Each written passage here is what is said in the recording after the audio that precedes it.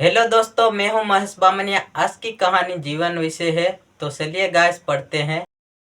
हनुमान जीवन को बहुत शक्तिशाली माना जाता है। कहा जाता है कि भगवान हनुमान एक ऐसे देवता है जिनकी आराधना से बड़े बाधा तुरंत टल जाती है। बजरंग बली कला युग के जीवनत देव माने कहे है।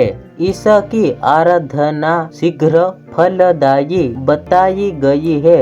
भगवान हनुमान की पूजा करने से शनि के पूरे प्रभाव से तो मनाई है कि हनुमान जी अपने भक्तों की सारी पढ़ाई और संकटों को दूर करते हैं। भगवान हनुमान का मंत्र नाम लेने से ही बड़ी से बड़ी परेशानियां दूर हो जाती है। कहा जाता है कि हनुमान जी के नाम मात्र का उच्चारण करने से हो वैयक्तिक शारीरिक सुखों को प्राप्त करता है। हनुमान को बजरंग बली, अंजनी पुरुष, पवन पुरुष, रामभद्र जैसे अनेकों नामों से जाना जाता है। लेकिन क्या आप जानते हैं कि मारुति नंदन का नाम हनुमान कैसे पड़ा? जानिए कैसे पड़ा